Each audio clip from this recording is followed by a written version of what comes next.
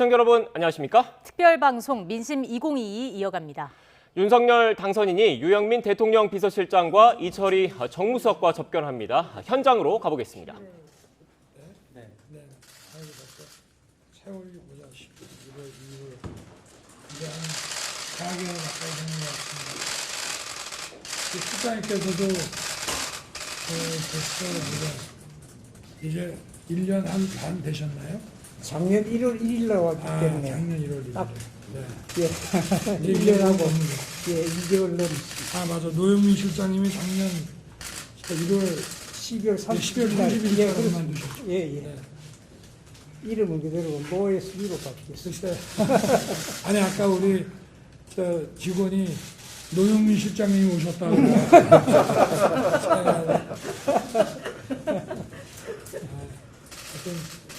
하여튼 고맙습니다. 대통령께도 아침에 전화를 주셨거든요. 예. 다시 한번 감사 말씀 좀 전해주시고 드리겠습니다. 또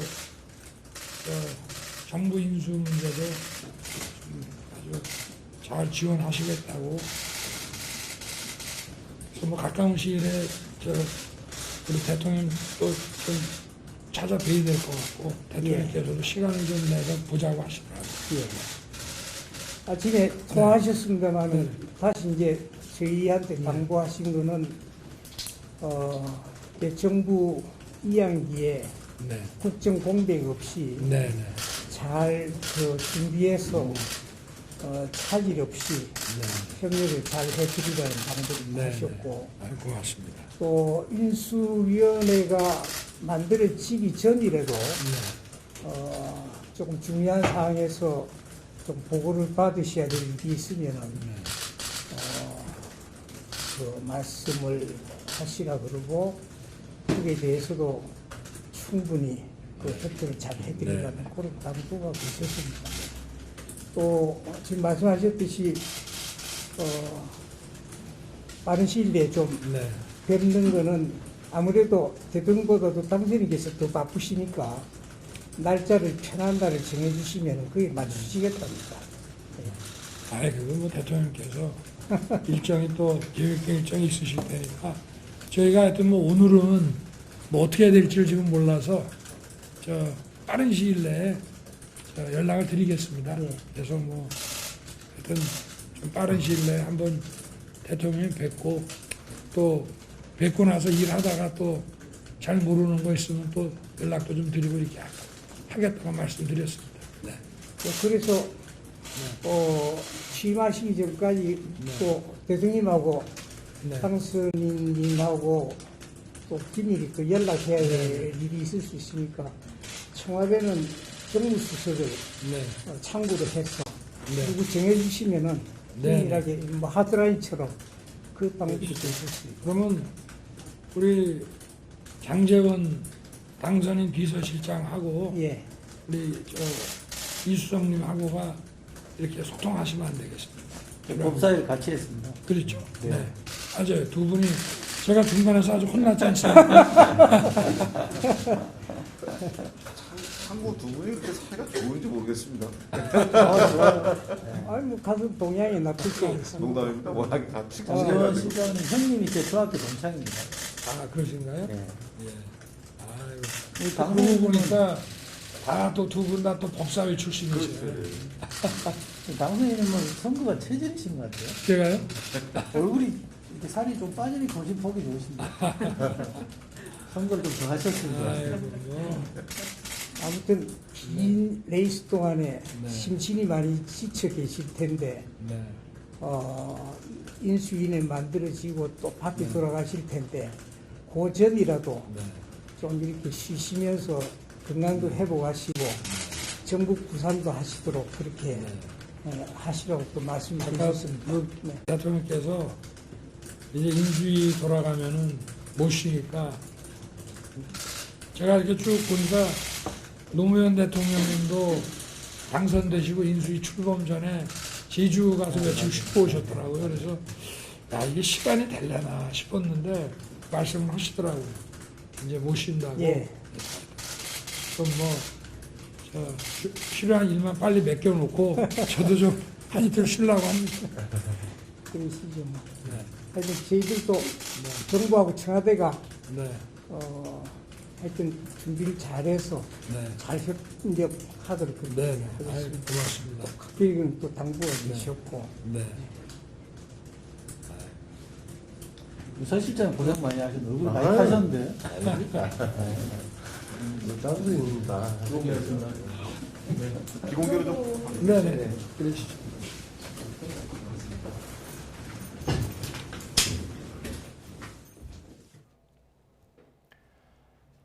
네, 지금까지 윤석열 당선인이 유영민 대통령 비서실장 그리고 이철희 정무수석과 접견하는 장면을 생중계로 전해드렸는데요. 일단 유영민 비서실장이 정부 2양기에 국정 공백 없이 해달라는 문재인 대통령의 말씀이 있었다라는 얘기가 있었고 인수 전이라도 그러니까 정부 인수 전이라도 충분히 협조할 것이라는 발언이 있었습니다. 이에 대해서 윤석열 당선인은 장제원 비서실장과 잘 대화를 나눠달라는 취지의 발언이 있었는데 보다 자세한 내용은 국민의힘 선대본 관계자 잠시 뒤에 모시고 좀 더 자세히 짚어보겠습니다. 네, 다음 소식입니다. 문재인 대통령이 오늘 오전 9시 10분쯤 윤석열 당선인에게 직접 전화를 걸어서 축하 인사를 했습니다. 문 대통령은 또 대국민 통합 메시지를 통해 이제는 갈등을 극복하고 국민 통합을 이루는 게 중요하다고 강조했습니다. 청와대 취재기자 연결하겠습니다. 백종규 기자. 네, 청와대 춘추관입니다. 네, 문재인 대통령과 윤석열 당선인이 전화 통화를 했다고 하는데 어떤 내용이 나왔습니까? 네, 문 대통령은 오늘 오전 9시 10분쯤에 윤석열 당선인에게 직접 전화를 걸었습니다. 그리고 5분 동안 통화를 했는데요. 문 대통령은 윤 당선인에게 힘든 선거를 치르느라 고생이 많았다면서 선거 과정에서 생긴 갈등과 분열을 씻어내고 국민이 하나가 되도록 통합을 이루는 게 중요하다고 강조했습니다. 이에 윤 당선인은 문 대통령에게 많은 부분을 가르쳐달라며 빠른 시일 내에 회동이 이루어지길 바란다고 화답했습니다. 문 대통령은 또 정치적 입장과 정책은 달라도 정부는 연속성이 있고 인수인계 사안도 있으니 조만간 직접 만나자고 말했습니다. 이어 인수위 구성과 취임 준비로 바쁠 텐데 잠시라도 휴식을 취하고 건강 관리를 잘해달라고 당부하기도 했습니다. 문 대통령은 박경미 청와대 대변인을 통해 대국민 통합 메시지를 발표하기도 했습니다. 문 대통령은 먼저 당선된 분과 그 지지자분들에게 축하 인사를 전하고 낙선한 분과 그 지지자들에게도 위로의 마음을 전했습니다. 그러면서 코로나 상황 속에서도 투표에 많이 참여하고 선거가 무사히 치러질 수 있도록 협조해준 국민께도 감사하다고 밝혔습니다.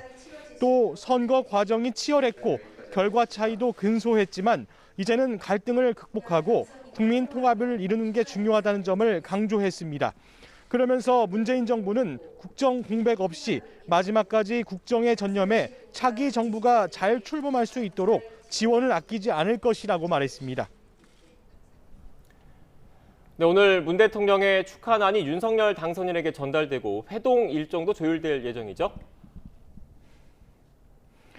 네, 문 대통령은 윤석열 당선인에게 축하난을 보냈는데요. 조금 전 정오쯤에 유영민 대통령 비서실장과 이철희 정무수석이 국민의힘 당사를 직접 찾아 당선인에게 축하난을 전달했습니다. 이 자리에서 윤석열 당선인은 빠른 시일 내에 문재인 대통령을 만나고 싶다고 말을 했고 이에 유영민 대통령 비서실장도 일정을 조율하겠다고 밝혔습니다. 문 대통령과 윤 당선인의 만남이 성사된다면 가장 시급한 현안인 코로나 방역과 소상공인 지원 등에 대한 의제가 오를 것으로 예상이 됩니다. 또 한반도 평화와 글로벌 공급망 문제, 외교, 특별 사면 문제 등 다양한 현안들도 논의될 것으로 보입니다. 회동이 이루어지면 문 대통령과 윤 당선인은 지난 2020년 6월 이후 21개월 만에 대면하게 됩니다.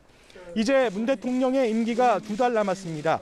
평소 말년 없는 정부를 거듭 강조해온 만큼 남은 기간 문 대통령은 코로나 대응과 공급망 불안, 물가 상승 등 차기 정부의 부담을 될 수 있는 부분에 대해서 대응에 주력할 것으로 전망됩니다.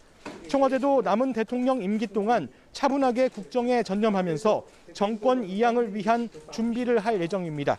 지금까지 청와대 춘추관에서 YTN 백종규입니다. 네, 앞서 전해드린 것처럼 제20대 대통령 선거가 윤석열 당선인의 승리로 막을 내렸습니다. 불과 0.8%포인트 차이 초박빙 승부였습니다. 대선 결과를 통해서 본 민심의 향배와 윤석열 당선인의 행보 그리고 남은 과제까지 YTN 국회 스튜디오 연결해서 들어보겠습니다. 조성호 엄윤주 기자 나와주시죠.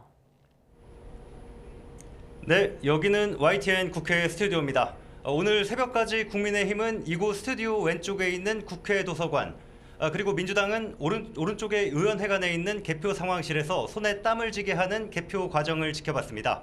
아직도 열기가 남아있는 것 같은데요. 엄윤주 기자, 저도 뜬 눈으로 밤을 지새우다시피 했는데 원래 새벽 1시면 당락이 결정될 거다 이런 얘기가 나왔었는데 윤곽이 한참 뒤에 나왔습니다. 그리고 윤석열 당선인 거의 새벽 4시 다 돼서야 자택 앞에 나왔는데요.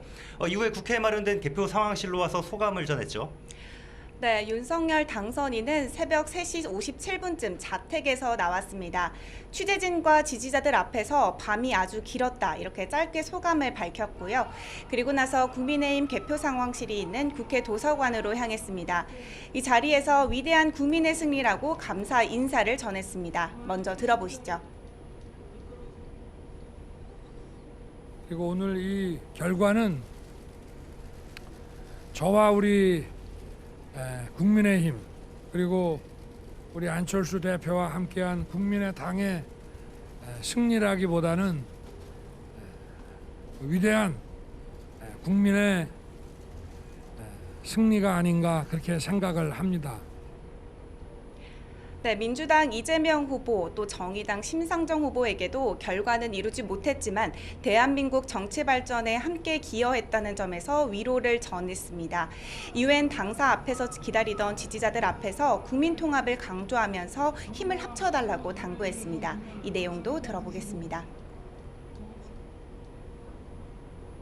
국민 모두 하나라는 마음으로 저도 이 나라의 국민 통합을 최우선으로 생각하겠습니다.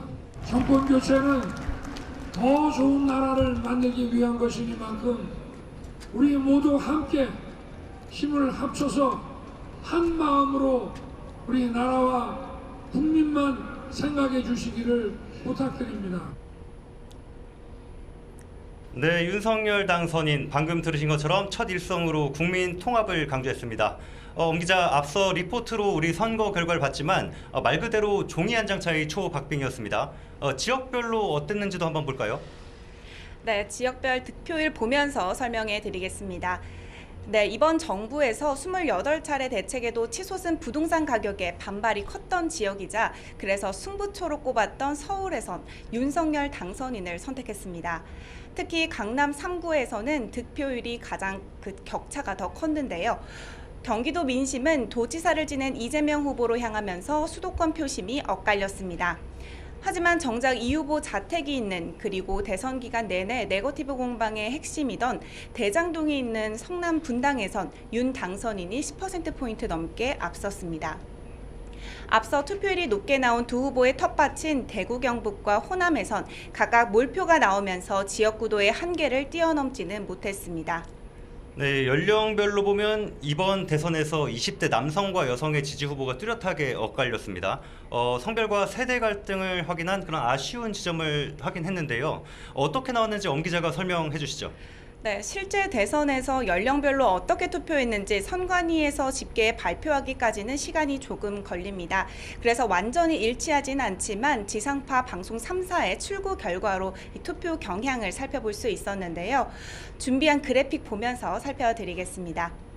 투표 직후 발표한 출구조사 결과 윤석열 당선인의 20대 남성 예상 득표율은 58.7%, 더불어민주당 이재명 후보 예상 득표율은 36.3%로 집계됐습니다.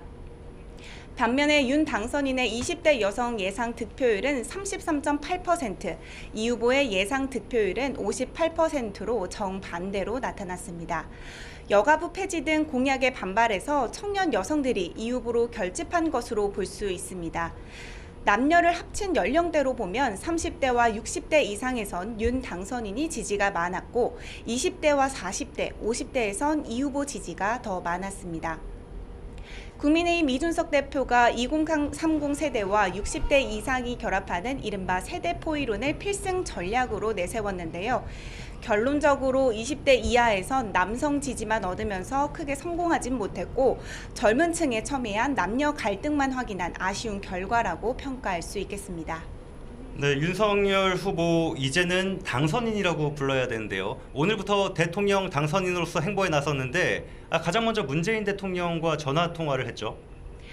네, 오늘 오전 9시 10분쯤 문재인 대통령과 윤석열 당선인의 통화를 시작으로 분주하게 하루를 시작했습니다. 이후 윤 당선인은 조 바이든 미국 대통령과도 오전 9시 40분 전격적으로 전화 통화를 했는데요. 앞서 예정됐던 오전 10시 현충원 참배 일정이 시작되기 전 이 전화 통화를 한 겁니다. 일정이 조금씩 늦춰지기는 했지만 윤 당선인은 통화를 마친 대로 곧바로 국립현충원으로 향했습니다.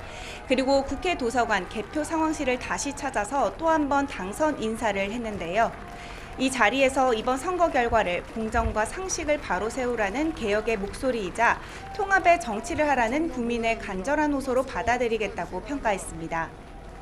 의회와 소통하고 야당과 협치하겠다고도 덧붙였는데요. 참모 뒤에 숨지 않고 정부의 잘못은 솔직히 고백하겠다고도 말했습니다. 초심을 잃지 않고 겸손한 자세로 국민 편에 서겠다면서 정직한 정부 또 정직한 대통령이 되겠다고 말했습니다. 이후 30분 넘게 질의응답도 이어가기도 했습니다. 오후 2시에는 선대본부 해단식을 하면서 대선 승리를 위해 애쓴 당직자와 캠프 구성원들에게 감사 표시를 할 예정입니다. 해단식 직후 의원총회에도 참석해서 170석 넘는 거대 야당을 상대로 해야 하는 여소야대 정국에서 순조롭게 정부 출범을 위한 방안을 논의할 예정입니다. 네, 대선 후보 때랑은 신분이 달라졌고 예우도 달라졌습니다. 무엇보다도 이제 탄핵에 따른 보궐선거로 치러진 지난 대선이랑 다르게 10년 만에 인수위원회가 꾸려지죠. 네, 이미 일단 달라진 위상을 실감할 만한 대우를 받고 있습니다. 대통령 경호처는 당선인이 취임하는 5월 10일까지 경호를 맡을 전담 경호대를 편성했습니다. 윤석열 당선인과 가족 모두 국가 원수급에 준하는 경호를 받게 되고 당선인에게는 방탄 차량과 호위 차량이 제공됩니다. 대통령직 인수위원회도 꾸려질 텐데요. 지난 대선 때는 문재인 대통령이 당선되자마자 취임했기 때문에 인수위가 없었습니다. 박근혜 전 대통령 때에 이어 10년 만에 인수위가 출범한다는 건데요. 통상 당선 2주에서 3주 이내에 출범하는데요. 이 정부 조직 개편과 국정 목표 등의 밑그림을 그리는 인수위원장과 위원 선정 작업에 조만간 착수할 것으로 보입니다. 네, 승자가 있으면 패자도 있게 마련입니다. 민주당 이재명 후보는 오늘 새벽 패색이 짙어지자 여의도 당사를 찾아서 패배를 인정했습니다. 윤석열 당선인에게 축하를 전하면서 모든 책임은 자신에게 있다고 말했는데요. 직접 들어보시죠. 모든 책임은 오롯이 저에게 있습니다. 윤석열 후보님께 축하의 인사를 드립니다. 당선인께서 분열과 갈등을 넘어 통합과 화합의 시대를 열어주실 것을 간곡히 부탁드립니다. 이 후보는 오후 2시에 선대위 해단식에 참석해서 대선 기간 자신을 총력으로 도운 당직자와 실무자들을 격려할 예정입니다. 민주당은 오후 4시에 최고위원 회의를 열고 대선 패배에 따른 후속 조치를 논의하는데요.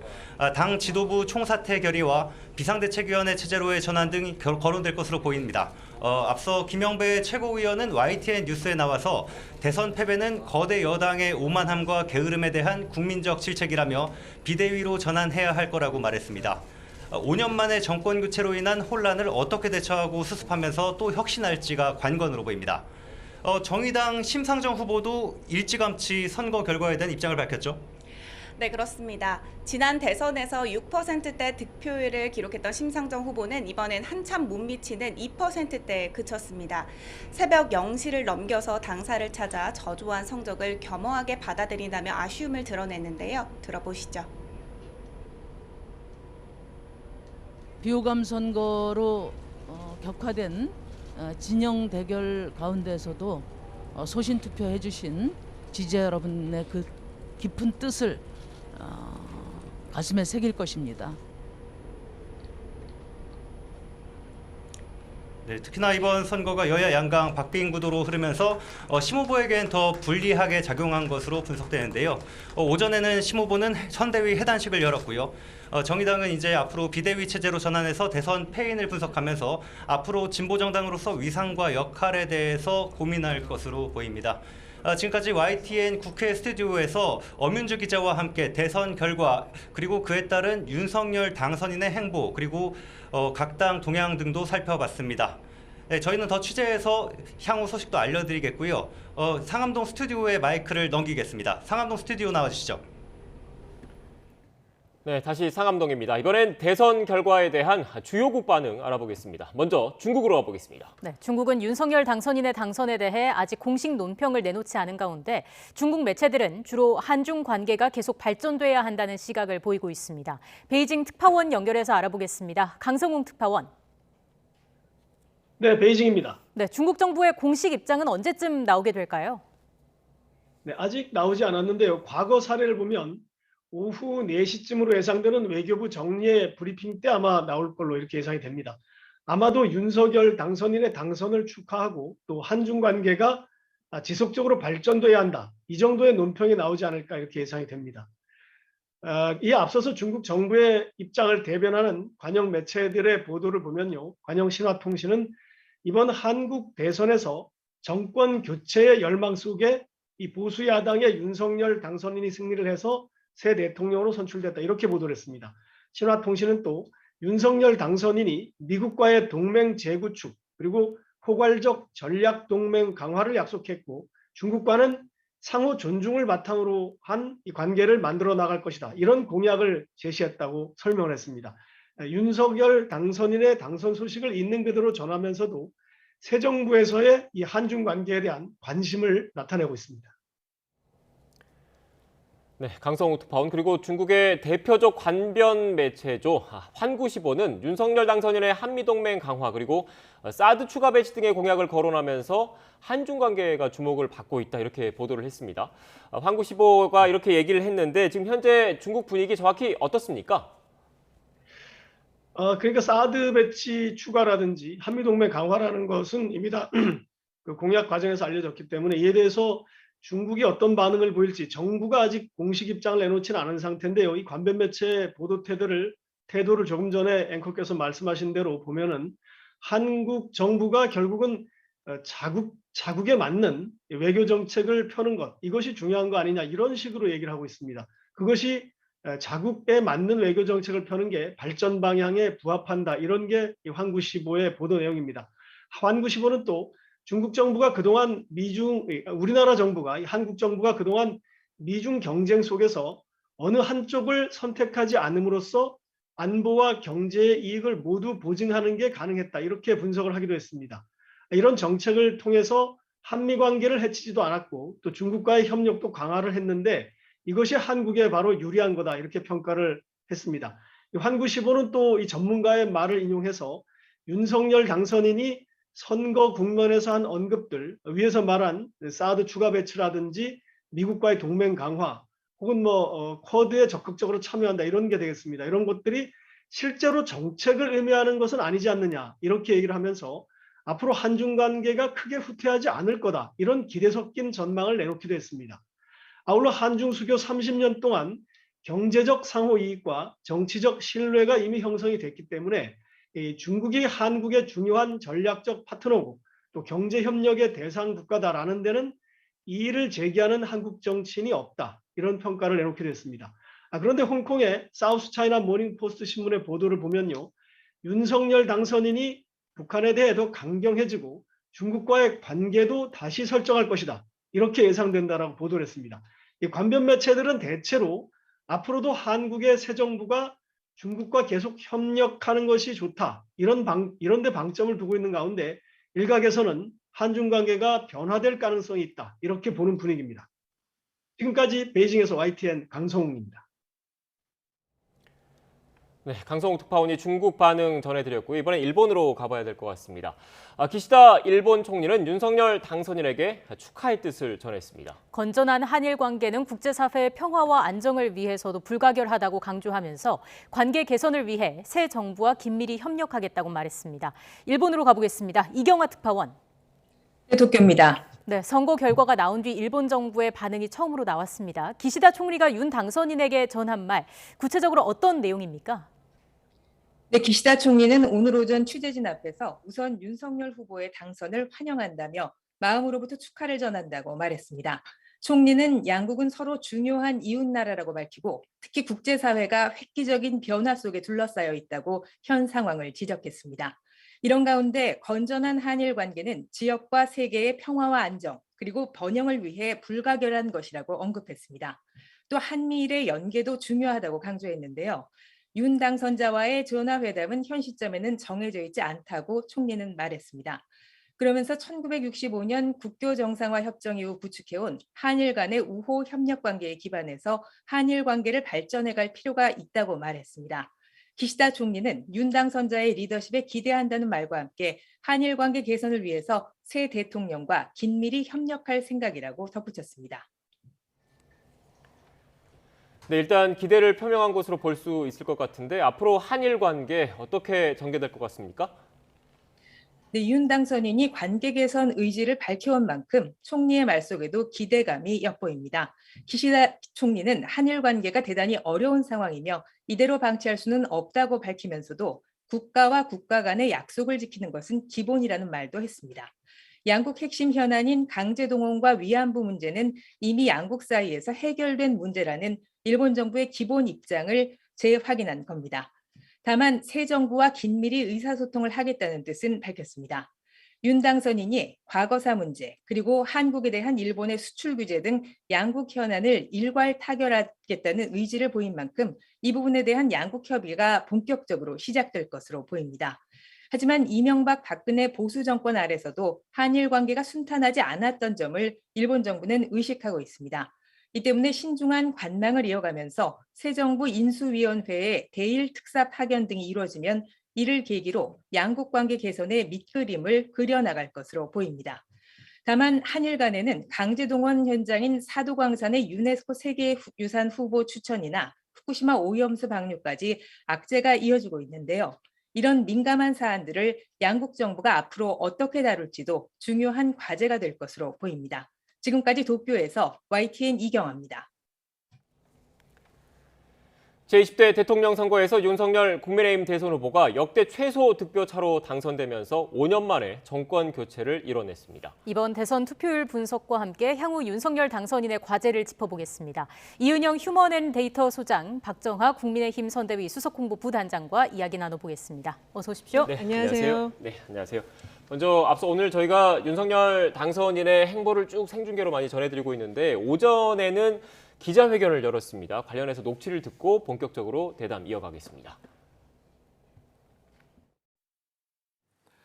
국민 여러분, 국민을 위한 정치, 민생을 살리고 국익을 우선하는 정치는 대통령과 여당의 노력만으로는 불가능합니다.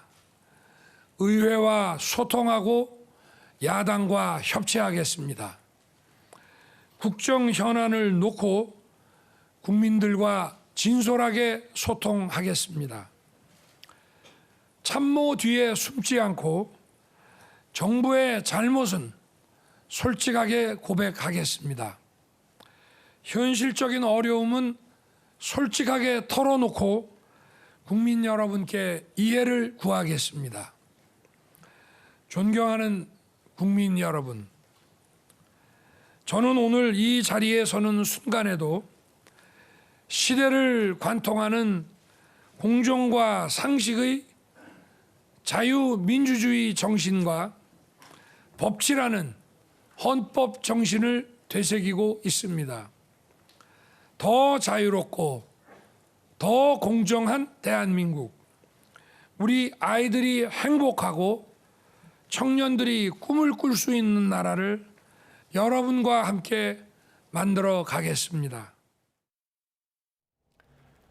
네, 윤 당선인의 기자회견 내용을 전해드렸는데 먼저 부단장님께 좀 질문을 좀 드려야 될 것 같아요. 제가 또 눈에 띄었던 게 그 의회와 소통하고 야당과 협치하겠다라는 발언이 조금 전 있었습니다. 그리고 오늘 오전에 현충원에 방문을 했는데 현충원에 또 방명록에도 이 통합과 번영 이런 그 발언들이 좀 들어가 있었어요. 그러니까 오늘 쭉 행보 그리고 발언을 보면 통합, 소통에 좀 방점이 찍혀 있다라는 그 느낌도 받게 되는데 어떤 의미가 담겨 있습니까? 일단은 오늘 새벽에 이제 그 당선이 확정되는 네. 순간 저희가 이제 0.8%포인트 차의 아주 초박빙 선거 결과를 봤잖아요. 네. 이거는 제가 해석하기에는 정권 교체만 국민들이 허락하고 나머지 것에 대해서는 이제부터 어떻게 하는 몫에 달렸다라는 준엄한 그 숙제를 윤 당선인께 준 거라고 저는 해석을 합니다. 그래서 윤 당선인이 어제부터 몇 번의 이 공개된 발언이 있었는데 눈에 띄는 게 통합, 네. 위대한 국민, 그리고 지금 말씀하시는 이 협치예요. 그러니까 나를 찍지 않았던 그 나머지 47%의 국민들의 뜻을 같이 또 받고, 그다음에 지금 민주당 의석이 180석에 가깝잖아요. 예. 그 현재 민주당의 협조 없이는 사실은 인수위 출범부터 해서 굉장히 난항이 예상되는 상황이라, 그리고 어느 때보다도 치열했던 대선전이라 이 국회와의 협치, 의회와의 협치, 그리고 국민 통합을 통해서 앞으로 대한민국을 이끌어갈 국정 동력을 찾아내겠다, 이런 뜻의 의지라고 저는 해석을 하고 있습니다. 예. 그러니까 부단장님 말씀을 좀 들어보면 불과 어제까지만 하더라도 국민의힘의 그 대통령 후보였지만 오늘은 대한민국 차기 대통령 당선인의 신분이기 때문에 윤석열 후보를 찍지 않은 국민들도 보듬어서 같이 나라 국가 발전을 위해서 나아가야 된다, 이런 취지. 그리고 하나는 또 여소야대 국면에서 협치를 강조하지 않으면 국정 운영이 제대로 그 원활하게 운영되지 못하는 현실적인 측면도 좀 고려가 됐다, 이렇게 좀 이해가 되는데 맞습니까? 그렇죠. 지금 네. 뭐 선거 결과가 사실은 큰 이슈를 자리 잡았던 게 정권 교체인데 네. 네. 정권 교체 안에 들어가면 사실은 지난 5년 동안 있었던 그 여야 간의 갈등, 그다음에 우리 권력자들의 뭐 내로남불 뭐 이런 것 속에서 나오는 편가르기, 이런 것들이 굉장히 심했잖아요. 그게 곰다 보니까 이제 국민들의 요구로 이제 분출을 했다고 보여지는데, 그렇다면 그 어느 때보다도 통합, 협치가 중요한 이 시대의 과제가 되지 않나, 이렇게 생각이 들고, 이에 저는 윤석열 당선인이 이런 뜻을 아마 말씀하신 거로 이해하고 있습니다. 추가적으로 한 가지를 질문드리자면 통합의 정치라는 게 사실 말만큼 쉬운 게 아니잖아요. 어떤 게 전제가 돼요? 혹은 무엇이 바뀌어야 이게 가능할까요? 글쎄, 이거 뭐 제가 뭐 해석하기는 좀 어렵습니다만은 우리 사회가 보면은 서로 다른 것들이 있는데 서로 틀리다고 해석을 하는 것들이 있어요. 그리고 지금까지 쭉 보면은 너무 진영 논리에 갇혀서 서로 간을 인정하지 않고 타협하지 않으려고 했던 것들이 저는 지금의 이 사회의 모순으로 남아 있다고 봅니다. 네. 그래서 그런 것들이 해결되는 방안들을 아마 찾아갈 텐데, 그러려면 당연히 윤석열 당선인을 찍지 않았던 많은 국민들의 표심도 네. 읽어야 되는 거고, 지금 의회 내에 구성되어 있는 여야 간의 의석수도 고려해야 되는 예. 거고, 뭐 이런 것들을 맞춰 나가면서 국정을 해 나가야지 되지 않겠나, 이런 생각이 듭니다. 네. 소장님 모셔놓고 일단 네.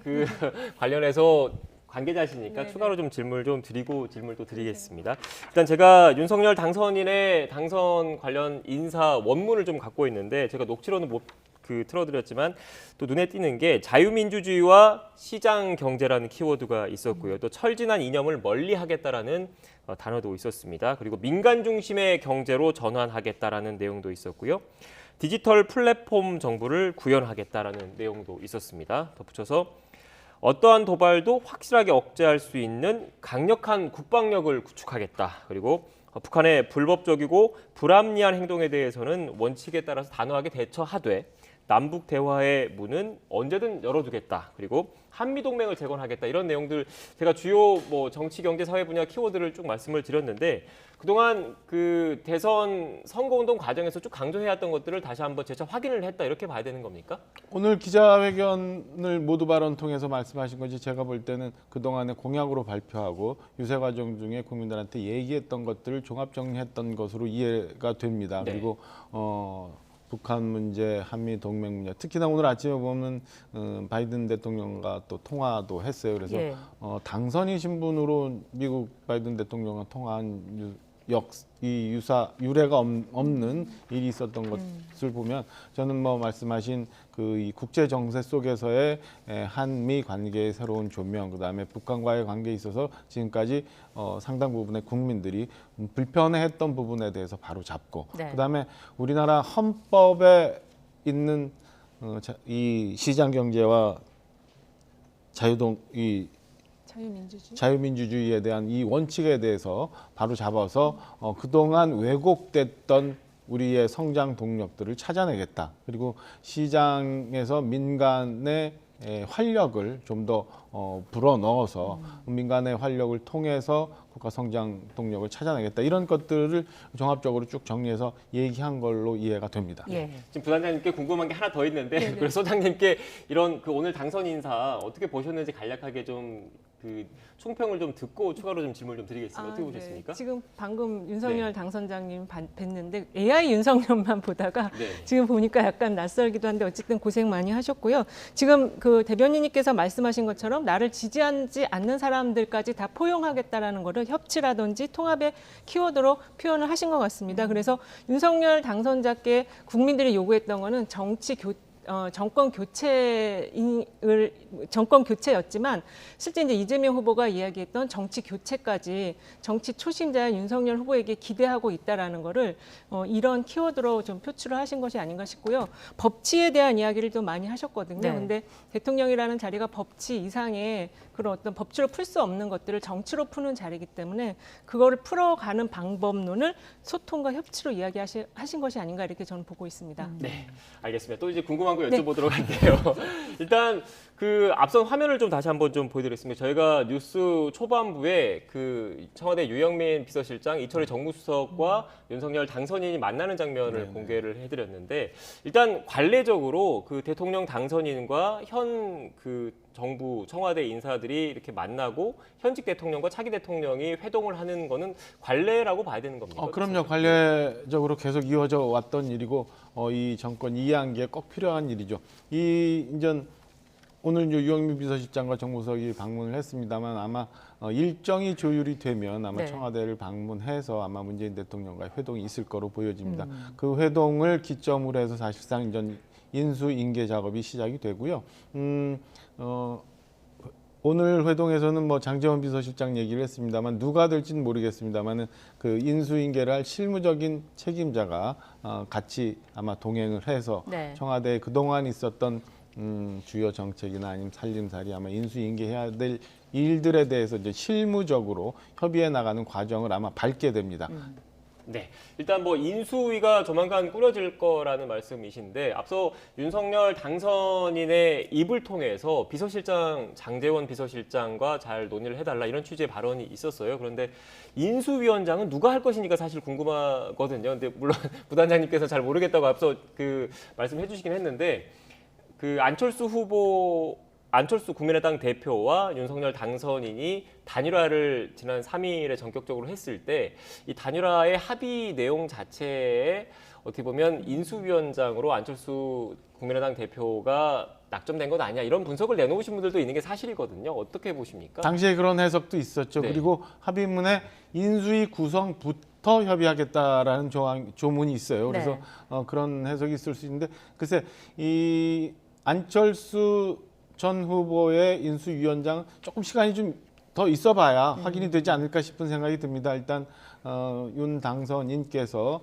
여러분들과 이제 상의하는 과정도 필요하고 그다음에 구상하고 있는 분들 그리고 추천을 받을 수 있는 분들 뭐 여러분들을 놓고 가장 이 대선 결과에 맞게 국민들이 가장 환호할 수 있고 좀 전에 저희가 얘기했었던 것처럼 통합과 협치와 우리 국민 뭐 이런 것들을 대별할 수 있는 가장 상징적인 인물을 아마 낙점을 하시지 않을까라는 생각이에요. 그래서 안철수 전 후보가 아니다라는 얘기가 아니라 충분히 그 대상군 중에 하나라고 보여지는데 아직은 제가 볼 때는 그 확정적으로 안철수 인수위원장을 얘기할 단계는 아니지 않나라고 보여집니다. 네. 또 궁금해하실 분들이 많으실 것 같아서 하나만 더 여쭤보고 본격적으로 개표 결과 분석을 해보겠습니다. 오늘 저희가 윤석열 당선인의 동선을 쭉 그 생중계를 통해서 계속 보여드리고 있는데 자택을 저희가 아침에도 좀 보여드렸어요. 그런데 그동안에 이전 대통령 같은 경우에는 뭐 물론 개인 사저에도 있긴 했는데 단독주택이라든지 이런 곳에서 거의 대부분이 거주를 하셨지 않습니까? 그런데 윤석열 당선인 같은 경우에는 이른바 공동주택에서 생활을 하고 있기 때문에 이 당선인의 신분으로서 경호나 경비, 뭐 주변 그 이웃 주민들의 이런 불편 등을 고려해서 사저를 옮기는 것 아니냐 이런 그 해석이 하나 또 나오는 게 있고 또 인수위 사무실을 어디에 꾸릴지에 대해서도 사실 좀 관심이 있거든요. 여기 뭐 추가로 알고 계신 게 있습니까? 아직은 하나도 논의된 게 없어요. 아직은 하나도 논의된 게 없는데 저는 이번 인수위 구성이나 아니면 전 문재인 대통령과의 만남을 통해서 청와대 인수인계가 이제 이루어지면 예전에 있었던 역대 정권 이양기에서 있었던 것과는 다른 굉장히 복잡한 문제들이 좀 협의돼야 된다고 보여집니다. 네. 우선 청와대를 해체를 하고 들어가지 않겠다고 말씀하셨잖아요. 광화문 시대를 열겠다고 했기 때문에 종합청사에 쓸 수 있는 일단 집무공간이나 그다음에 청와대의 직원들이 거주해서 일할 수 있는 공간들이 좀 필요해지는 거고 그럼 기존에 있는 청와대는 어떻게 활용할 건가 그다음에 청와대 안에 있는 관저가 아닌 다른 곳은 어떻게 쓸 건가 뭐 이런 것들이 굉장히 복잡하게 협의가 돼야 되는 문제가 있어요. 그 이전에 지금 현재 공동주택에 있으면서 청와대에 들어가기 정식으로 이제 취임하기 전까지는 불가피 써야 되는데 네. 뭐 여러분들은 경호가 필요하고 경호가 쉬운 단독주택 정도를 구해서 얼마간 몇 달간이라도 써야 되는 것 아니냐라는 의견들이 있는데요. 그거는 뭐 경호와 그리고 새로 꾸려질 참모진들과 좀 더 협의해서 결정이 돼야 될 문제인 것 같습니다. 일단 엘리베이터 같은 거 사용할 때 뭐 주민분들이 굉장히 불편해하실 수 있는데요. 어제 저녁이나 오늘 아침 저희가 뭐 생중계하면서 이렇게 본 화면상으로 보면 일단 주민들은 굉장히 환영하고 있는 분위기이기 때문에 번거롭게 이사하는 절차가 필요한지 아니면 한 2달간의 불편함을 주민들이 기꺼이 받아들일 수 있는지 주민들과의 협의 과정도 좀 필요한 사항이라 뭐 좀 복잡하게 좀 깊게 논의가 돼야 될 문제라고 보여집니다. 네, 알겠습니다. 네, 워낙 초박빙 승부라서 오늘 새벽에서야 당선이 좀 확정이 됐기 때문에 네. 그 이후의 사항들은 다 준비가 아직 안 됐다. 이제 차근차근 준비하시겠다 이런 취지의 말씀이신 것 같습니다. 오래 기다리셨습니다. 아니, 괜찮습니다. 네, 이해해 주셔서 감사합니다. 지금부터 개표 결과를 좀 분석을 해볼 텐데요. 말씀드린 것처럼 정말 초박빙이었습니다. 겨우 0.73%포인트 차이였는데 소장님 어떤 요인이 작용을 했다고 볼 수 있을까요? 일단 이번 그 격차가요. 역대 지금 대선에서 가장 적은 격차고요. 네. 이게 지금 무효표가 격차보다 더 많이 나왔습니다. 그러니까요. 30만 표가 나와서 그래서 사실 지금 그 당선인께서도 굉장히 중압감, 그러니까 무거운 마음을 많이 가지실 거예요. 이 지금 이렇게 승패가 갈린 요인과 관련해서는 저는 이제 블랙아웃 기간에 있었던 단일화를 이야기하지 않을 수가 없는데요. 단일화가 이제 그 국민의힘 쪽에서는 그 크게 이득이 없었다라고 이야기를 하지만 네. 충청권의 표심 이동을 보면은 확실히 그 단일화를 통해서 대세 상승, 대세 인식이 충청권에 영향을 주었다. 그래서 윤석열 후보 지지가 세종을 빼고는 50%에 근접을 했다. 50%를 살짝 넘기도 했다. 이렇게 좀 말씀을 드릴 수 있겠습니다. 네, 지역별로도 한번 살펴봐야 될 것 같은데 앞서 지금 그 충청권 얘기도 해주셨는데 일단 서울에서는 윤석열 후보가 앞섰는데 네네. 또 같은 수도권인데 경기, 인천 민심은 또 좀 달랐던 것 같아요. 어떻습니까? 일단은 그 작년 4.7 재보궐선거에서 봤었던 네. 것 같은 부동산 광풍은 없었던 것 같아요. 많이 좀 잦아들면서 좀 차분해지는 분위기가 오지 않았나라는 네. 생각이고 다만 그 서울은 이 중도층 표심이 많이 있고 부동산이 경기도보다는 상대적으로 많은 영향을 미치고 있는 상황이라 서울에서는 윤석열 후보가 한 50대 45 비율 정도로 앞서는 표심을 얻은 것 같습니다. 경기도 같은 경우는 제가 볼 때는 뭐 이재명 후보가 법인카드 문제나 아니면 뭐 대장동 논란으로 시끄럽긴 했는데 여전히 그래도 본인의 정치적 고향이라는 의미가 있어서 예. 그리고 저희가 영남과 호남에서의 득표 양 후보의 득표율을 보면 여전히 살아있는 이제 지역주의들 뭐 이런 것들이 보여지니까 전통적으로 민주당을 지지했던 표심들, 전통적으로 국민의힘 계열을 지지했던 표심들이 최대한 반영된 결과가 아닌가라고 저는 평가를 하고 싶습니다. 네, 또 다른 지역 얘기를 해보자면 호남을 궁금해하신 분들도 많으셨을 텐데 국민의힘이 전남에서 11%, 광주 12%, 전북에서 14%의 득표율을 기록을 했단 말이에요. 그렇습니다. 예. 어떻게 보셨습니까? 일단은 이제 그 상당히 많이 노력을 했어요. 네. 노력을 했는데 그 결과가 이제 목표치에는 접근하지 못했지만 그래도 아마 이게 쌓이면은 그 목표치만큼 갈 수 있다. 그리고 그 아무래도 단일화가 그 호남의 유권자들에게 위기의식을 좀 불러일으키지 않았나. 그래서 결집도가 더 확 올라가지 않았나 이렇게 보고 있습니다. 네, 지금 영남 지역에서 이재명 후보가 얻은 득표율은 어떻게 보십니까? 영남 지역 같은 경우에 이제 TK 대구 경북과 네. 부울경 지역이 달랐고요. 또 부울경 지역 안에서도 또 부산 쪽은 또 이재명 후보가 상당히 또 득표력을 올렸었거든요. 그래서 아무래도 이제 그 후보의 어떤 소지역주의 같은 것들도 좀 반영이 된 것이 아닌가 싶습니다. 근데 어쨌든 전통적으로 그 영남은 그 국민의힘의 텃밭이기 때문에 그러한 내용이 충분히 반영된 결집이 있었다 이렇게 말할 수 있겠습니다. 네. 앞서 부단장님께 질문을 많이 드렸기 때문에 이번에는 좀 소장님 집중해서 질문을 더 드리겠습니다. 방송 3사 출구 조사 얘기를 또 안 할 수가 없을 네. 것 같아요. 상당히 정확했습니다. 이게 어떻게 집계가 되는 건가요? 그러니까 이제 저희도 처음에는 틀릴 줄 알았어요. 네. 그 판정을 안 해줬기 네. 때문에. 근데 이제 상당히 정확하게 나왔는데 일단은 그 출구조사 전에 사전 투표가 워낙 그 투표가 높았잖아요. 네. 투표율이. 그래서 아마 그 준비하는 쪽에서도 그 부분을 굉장히 고심을 많이 했었을 것 같고 그것 때문에 보완 조사가 진행이 됐습니다. 그래서 사전 투표가 금토에 있었고 1월에 보완 조사가 거의 제가 듣기로는 한 7만 샘플 이상 진행이 되었고요. 그리고 이제 그 7만 샘플 전화 면접, 가상 번호를 이용한 전화 면접으로 조사가 진행이 되었는데 거기서 이제 그 표집을 하는 방식은 사전 투표에 나온 그걸 그대로 해서 적용을 시켜서 했다고 합니다. 그래서 사전 투표가 사실은 이제 좀 그 나이나 나이나 그다음에 성별이나 지역에 따라 조금씩 달랐거든요. 네. 특히 여성층이 5% 정도 남성보다 낮은 이런 점들을 다 감안해가지고 보정 작업을 했다고 하는데요.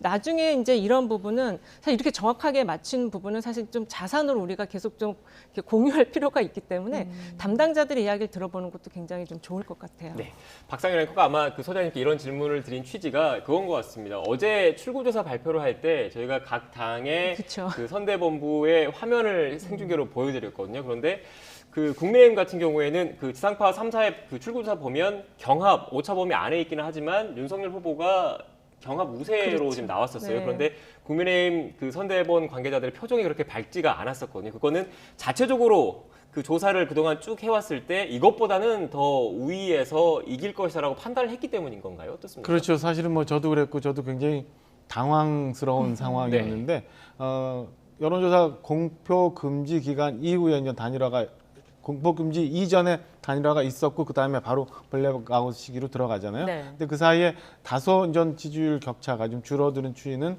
당내 조사에서도 사실은 나타났어요. 근데 최종적으로 한 4~5% 이상은 네.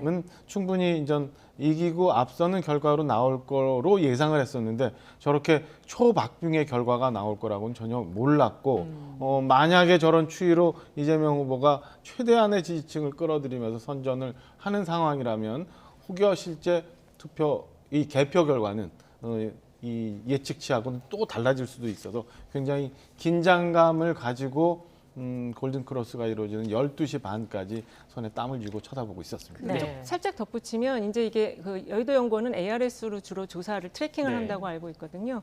아마 이제 그 이준석 당대표께서 지역도 같이 돌아다니면서 어떤 그 바닥 민심의 그 체감도도 같이 좀 반영이 돼서 이 정도면 충분히 이만큼 올라올 수 있겠다라고 판단을 한 것이 아닌가 싶고요. 예. 그럼에도 불구하고 일단 좀 긍정적인 면은 당 안에서 자체의 시각을 갖춘 자료, 데이터를 계속 축적한다라는 거는 굉장한 노하우를 갖고 있는 것이다. 이렇게 좀 볼 수 있겠습니다. 네, 지금 부단장님께서 골든크로스 시간을 말씀해 주셨는데 아마 이 자리에 계신 분들 그리고 또 시청자 여러분 중에서 밤잠 제대로 못 주무신 분들도 많으시지 않을까 싶은데 그만큼 초박빙이었습니다. 그리고 골든크로스가 이루어진 시점이 새벽이었던 거잖아요. 그래서 일단 그 일각에서 이런 분석을 하신 분들이 계시더라고요. 초반에는 이재명 후보가 앞서 나갔는데 12시 반쯤부터 역전이 된 거지 않습니까? 근데 그게 사전 투표함이 먼저 개표가 됐고 또 초반부에 그 뭐 광주, 전남, 전북이라든지 이른바 이재명 후보의 지지세가 강한 곳의 개표율이 상대적으로 높아서 그렇게 격차가 벌어졌다가 이제 본 투표함이 열리고 다른 지역도 개표가 되면서 역전이 된 것 아니야 이렇게 분석을 내놓으신 분들도 계시던데 국민의힘도 그렇게 보고 계십니까? 뭐 저희 그 개표 참관인들이 각 지역별로 네.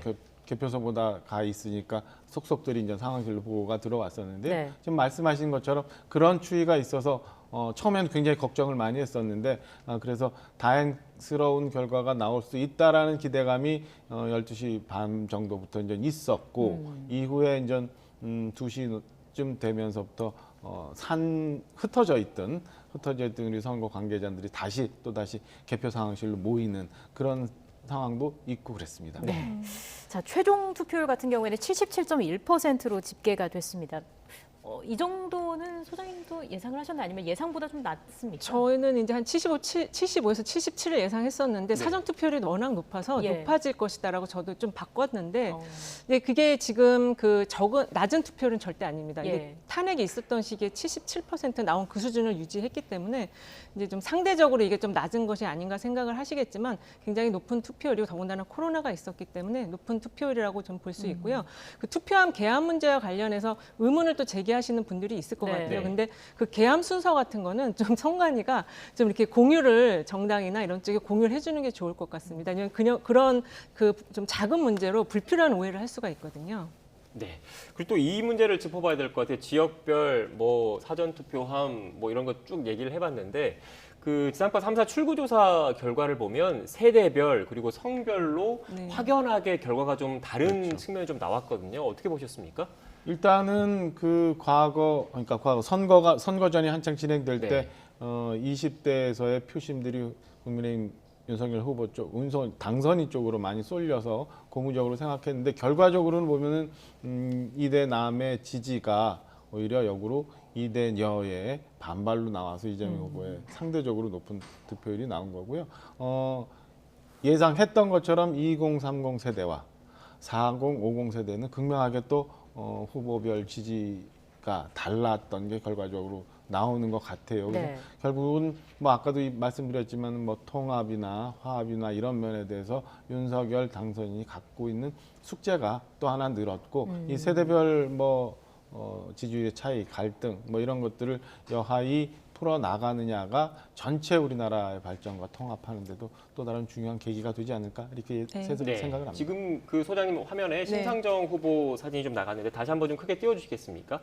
이번에도 뭐 심상정 후보 같은 경우에 정의당 입장에서는 당초 기대했던 예상했던 득표율을 얻지는 못한 거지 않습니까? 그렇습니다. 앞으로 네. 어떻게 보십니까? 일단은 이제 확장을 해나가야 되는데 확장이 지금 안 됐습니다. 일단은 그 정의당 내에서는 심상정 후보가 후보 출마 전에 이제 세대 교체를 충분히 했는데 그것이 어떤 그 이미지 정치 중심으로 흘러가다 보니까 지금 확장을 못한 것 같고요.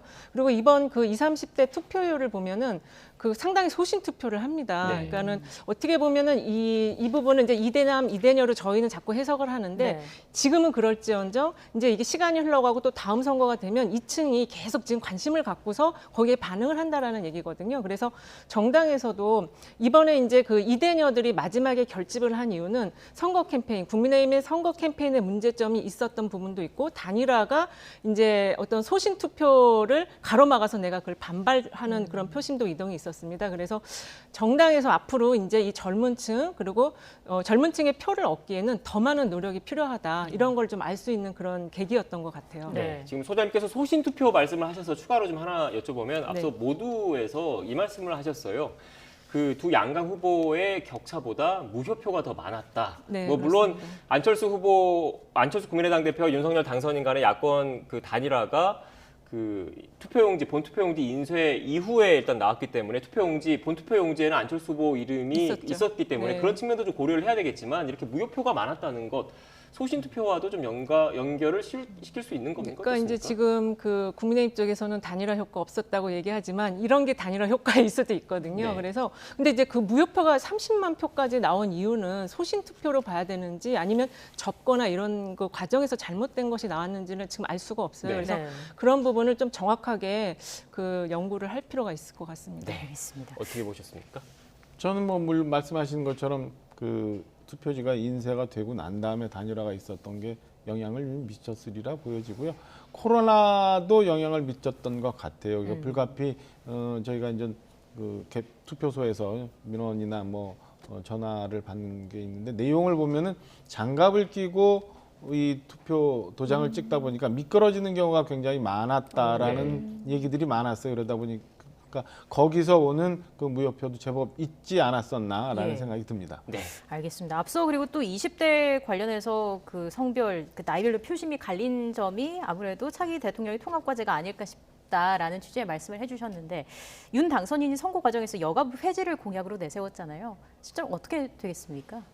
뭐 인수위에서 기본적으로 다시 검토를 해야겠지만 저는 뭐 여가부 폐지에 대해서는 돌아갈 일은 아니라고 보여집니다. 지금 표심을 통해서 20대 여성분들의 이 불편함이 나타나긴 했습니다만 그게 전체 여가부 폐지가 전체의 원인이라고 보기는 좀 이른 감이 있고 여가부가 하고 있는 역할에 대해서는 지금 현재 기존에 있는 부처들, 보건복지부, 행정안전부 뭐 등등 해서 분산해서 충분히 소화할 수 있는 부분들이 있기 때문에 저는 뭐 여가부가 폐지가 되더라도 그 기능과 그다음에 그 역할을 할 수 있는 이 정부 부처의 기능은 얼마든지 만들 수 있다고 생각을 해서 저는 뭐 그걸 굳이 공약을 했었던 건데 그리고 논란도 많이 됐었던 건데 돌아갈 일인가라는 개인적인 생각은 갖고 근데 있습니다. 이제 여가부뿐만 아니라 지금 페미니즘이라는 단어와 관련해서 굉장히 조금 알레르기 반응을 보이는 것이 아닌가라는 지적이 있거든요. 그래서 그런 부분은 입장을 조금 명확하게 정리하시는 게 좋지 않을까 그런 생각이 듭니다. 네. 지금 또 일각에서 이 얘기를 하더라고요. 그 정부 부처를 신설하고 폐지하는 거는 결국 정부조직법을 개정해야 되는 법 개정 사안이기 때문에 일단 국회 의석 자체 정권은 지금 윤석열 당선인이 이제 그 잡았지만 국회의 권력은 또 민주당이 과반 의석을 차지를 하고 있지 않습니까? 그런데 이 정부조직법 관련 법을 개정하는 과정에서 민주당의 협조가 없으면 사실 쉽지 않은 측면이 좀 있다고 하더라고요. 어떻게 보십니까? 그래서 아까 기자회견 모두에 윤석열 당선인이 의와의 협치 뭐 이런 것들을 얘기했던 것 같아요. 과거 2007년 대선을 통해서 2008년 출범했던 이명박 정부에서는 처음에 정부조직 개편이 확정이 되지 않아서 출범하는 날 원했던 정부 조직이 되지 않았고 부처 개편이 되지 않았고 이에 따라서 장관 임명도 제대로 되지 못하면서 출범한 경우가 있었어요. 저는 지금 윤석열 후보가 협치에 대한 의사를 가지고 충분히 그 협의를 하겠다고 하면 저는 이 건에 대해서는 국회의 다수당을 차지하고 있는 민주당도 당선인이 소신껏 5월 10일인가요? 뭐 출범하는 날 본인이 구상하는 정부 조직을 갖고 출범할 수 있게 도와주는 것도 저는 뭐 야당이든 민주당의 역할과 의무 중에 하나 아닌가라는 생각도 갖고 있습니다. 네, 짧게 덧붙이면은 이번에 그 공약들이요 카피형이 좀 많았어요. 저쪽이 내면 이쪽도 똑같은 걸 냈었거든요. 그래서 아마 이제 그 협치의 내용 안에 이제 그 이재명 후보나 뭐 안철수 후보나 모두 다 이제 정부 조직 개편안이 있었거든요. 그래서 그 부분을 좀 같이 좀 만들자고 한다면 충분히 저는 도와줄 것이라고 생각하고 지금 이번 대선이 역대 대선과 다른 부분이 굉장히 많은데 일단 대통령의 직업이 검찰총장이라는 게 처음 나온 대통령이고요. 그리고 저는 97년도에 그 평화적 정권 교체와 이번이 같다라는 생각을 했는데 어쨌든 여에서 야로 지금 정권이 교체된 상황이다 보니까 그런 어떤 평화적 정권 교체의 의미에 맞는 그러한 그 협치를 이제 정부 조직 개편부터 좀 이뤄나가면 좋겠다 생각이 듭니다. 네, 알겠습니다. 이 외에도 뭐 새 그 정부가 들어서면 내각 인선, 장관 인사청문회, 뭐 각종 공약들과 관련해서 또 법 개정 사항들이 많기 때문에 또 협치 의회와의 관계를 강조하지 않았나 싶습니다. 지금까지 두 분과 함께 관련된 이야기 짚어봤습니다. 오늘 말씀 고맙습니다. 네, 감사합니다.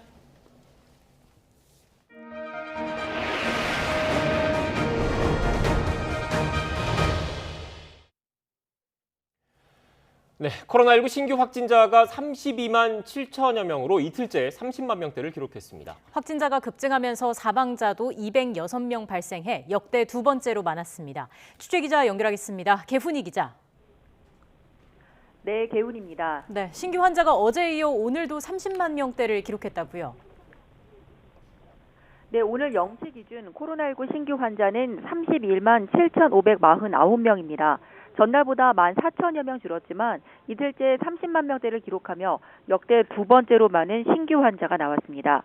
일주일 전과 비교해 1.6배 늘었고 5주 전보다는 무려 14.3배 증가한 수치입니다.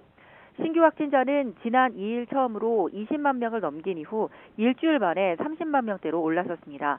방역당국은 당초 이달 중순 35만 명 수준에서 유행 정점을 찍을 것으로 전망했는데 이미 예측치에 바짝 다가섰습니다. 확진자가 급증하면서 사망자와 위중증 환자도 빠르게 늘고 있습니다.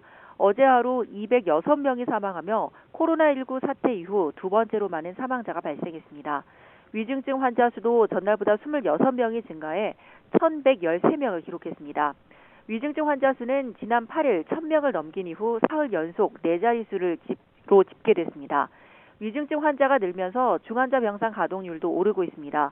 오늘 0시 기준 전국의 중환자 병상 가동률은 61.1%로 전날보다 2%포인트 증가하며 60%대로 올라섰습니다. 수도권은 57.1%, 비수도권은 70.6%입니다. 재택치료를 받는 환자는 하루 사이 7만 6천여 명 증가해 121만 9천여 명입니다. 이 가운데 하루 2번씩 모니터링을 하는 집중관리군은 19만 4천여 명으로 현재 의료체계가 감당 가능한 24만 명에 바짝 다가섰습니다. 지금까지 사회 2부에서 YTN 개훈입니다. 정부가 코로나19 확진자를 일반 의료체계 안에서 치료하는 시스템을 본격적으로 가동하자고 의료계에 제안했습니다. 권덕철 보건복지부 장관은 오늘 오전 수도권 상급 종합병원장들과의 간담회에서 모두 발언을 통해 이제 병원 의료진 전체가 오미크론 환자의 치료를 위해 나서야 할 때라고 밝혔습니다. 권덕철 장관은 오미크론 증상은 가볍지만 암, 만성 신부전, 뇌경색 등 다른 중한 질환이 있는 분들의 입원 수요가 큰 폭으로 증가하고 있다며 중환자 병상 가동률은 현재 60% 수준이지만 이미 병상 배정에 어려움이 있는 상황이라고 진단했습니다. 권 장관은 이런 상황에서 지정된 코로나19 음압병실에서만 오미크론 환자를 치료하는 시스템은 지속 가능하지도 효과적이지도 않아서 반드시 일반 의료체계로의 전환이 필요하다고 강조했습니다. 어제 하루 선거가 이루어지는 동안에도 경북 울진 산불은 계속됐습니다. 벌써 7일째입니다. 진화율은 75% 수준인데 오늘은 진화의 성과가 있을 것으로 기대됩니다. 현장 연결하겠습니다. 이윤재 기자. 네, 울진 산불 현장 지휘본부에 나와 있습니다. 네, 오늘 기상 여건이 좋다고요. 그렇습니다. 산불 진화에 가장 많은 영향을 주는 요인은 바로 바람입니다. 오늘은 초속 3m 정도의 서풍이 하루 종일 불 것으로 예보됐는데요. 지금 산불이 가장 크게 번지고 있는 곳은 전체 산불 영향 구역의 서쪽 끝부분입니다. 그러니까 오늘처럼 서풍이 불면 이미 한번 타들어간 지역으로 불이 번지기 때문에 확산이 더디거나 멈출 가능성이 크다는 겁니다. 여기에다 연무가 걷히면서 헬기가 진입하기도 수월합니다. 제가 헬기 계류장에서 기장님 몇 분을 만나보니 현장에서는 짙은 연무가 가장 큰 애로사항이라고 말했습니다. 접근을 방해하는 연기가 서풍을 타고 동쪽으로 빠져나가면 불길 가까운 곳에서 물을 뿌릴 수 있기 때문에 진화에 속도를 낼 수 있다는 겁니다. 지금까지 진화율은 75% 정도로 추산되는데 말씀드린 이런 효과로 오늘은 진화가 상당히 진척될 수 있을 것으로 기대하고 있습니다. 어제까지 진행한 진화 작업에서 주민 거주 지역 주변은 대부분 불이 완전히 꺼졌습니다. 다만 소강리 금강송 군락지와 울진과 삼척 경계 지역에 있는 응봉산 주변은 여전히 화세가 강한 상황인데요. 산림당국은 오늘도 이 지역을 중심으로 헬기 82대와 지상진화 인력 3,400여 명을 투입해 공세적인 작전을 펼칠 예정입니다. 산불 영향구역은 밤사이 153헥타르가 늘어난 19,233헥타르로 축구장으로 따지면 25,900개 정도 되는 면적입니다. 최초 발화 원인에 관한 수사는 진척이 없습니다. 앞서 산림당국은 경찰 협조를 받아 발화 시점 전후로 최초 발화 지점 주변을 지나간 차량 4대를 파악했는데요. 최초 발화 지점 부근이 모두 잿더미로 변해서 현장 조사에서 단서를 찾지 못해 원인이나 실화자를 찾는 게 쉽지 않을 것으로 보입니다. 지금까지 경북 울진 산불 현장 지휘본부에서 YTN 이윤재입니다. 정부가 이번 강원, 경북 산불 피해 지역 이재민들에게 임시 조립주택을 1년 동안 무상으로 제공하기로 했습니다. 또 주택 복구자금 융자를 지원하고 건강보험료와 전기, 가스, 통신 등을 감면하는 혜택을 줍니다. 정부는 이 같은 내용을 담은 울진, 삼척, 강릉, 동해 등 특별 재난지역 주민 지원 대책을 발표했습니다. 취재기자 연결합니다. 김종균 기자. 네, 전국부입니다. 네, 동해안 산불 이재민들을 위한 대책이 나왔다고요. 네, 그렇습니다. 우선 산불 피해 주택을 복구할 때까지 1년간 무상으로 임시 조립주택을 제공합니다. 1년 이후 연장도 가능합니다. 임시 조립주택에 입주하기 전까지는 공공기관 연수원, 민간 숙박시설 등에 머무를 수 있습니다. 또 이재민들에게 2년간 임대료 50%를 감면하는 조건으로 공공임대주택을 제공합니다. 자가주택의 복구를 희망하는 경우 최대 8,840만 원까지 주택 복구 자금을 융자해 줍니다. 이재민의 생계 안정을 위해서 1인당 월 10kg의 정부 양곡을 무상 지원합니다. 생활안정대책도 내놨는데 이재민의 건강보험료를 절반으로 줄여줍니다. 국민연금 납부 예외 기간도 1년을 줍니다. 이재민에게는 병원이나 약국 이용 시 본인 부담금을 면제하거나 내려줍니다. 전기, 가스, 통신요금 역시 내리거나 면제해 줍니다. 또 봄철 농사에 차질이 없도록 벽시와 시감자를 무상 공급합니다. 농기계 무상 수리와 농기구, 비닐, 육묘 상자도 지원합니다. 농축산 경영자금 상환을 연기하고 이자도 면제합니다. 피해를 입은 재보험 가입 농가는 희망시 추정보험금의 50%를 우선 지급할 계획입니다.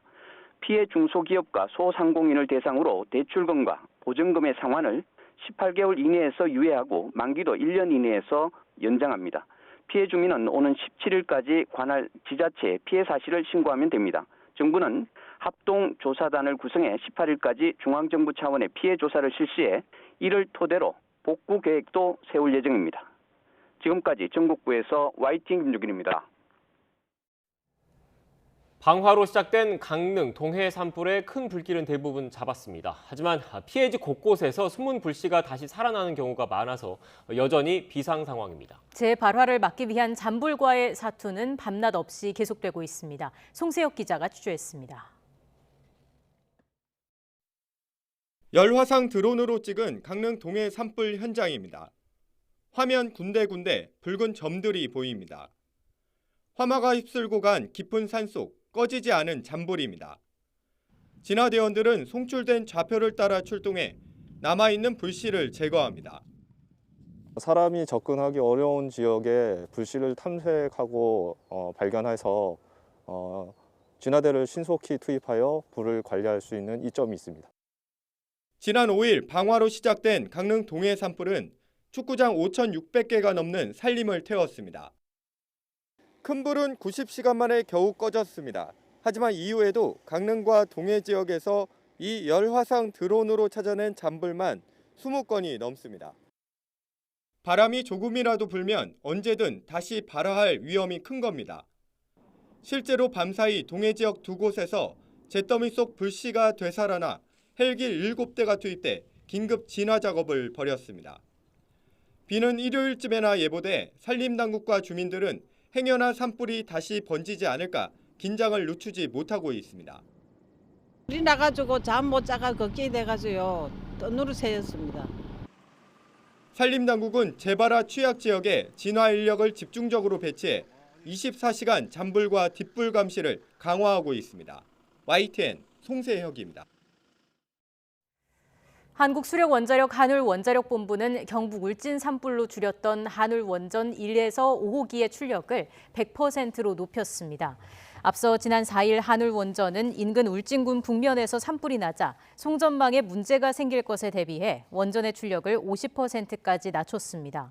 최근 인근 화재가 모두 진화돼 송전 개통 안전성이 확보됨에 따라 출력을 원상 회복했지만 산불이 완전히 진화되지 않은 만큼 비상 발령 B급 상태는 유지하고 있습니다.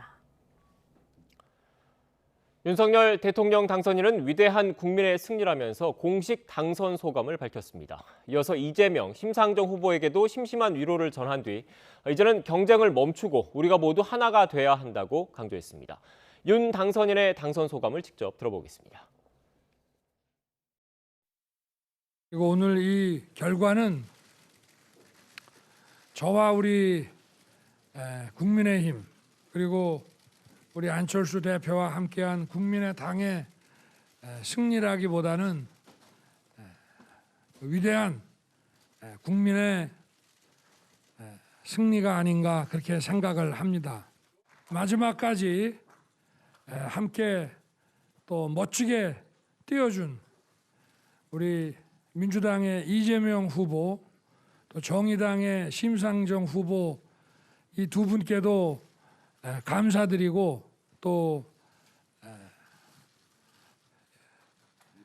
결과는 이루지 못했지만 대한민국 정치 발전에 우리 모두와 함께 큰 기여를 했다는 점에서 그 가치를 높이 평가하고 싶고 그리고 두 분께도 좀 심심한 위로의 말씀을 드리고 싶습니다.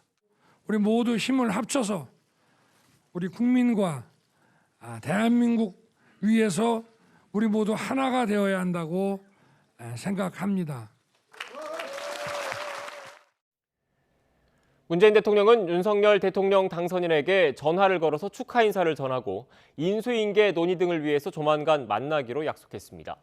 문 대통령은 오늘 오전 윤 당선인에게 전화를 걸어 힘든 선거를 치르느라 수고가 많았다면서 축하 인사를 전했습니다.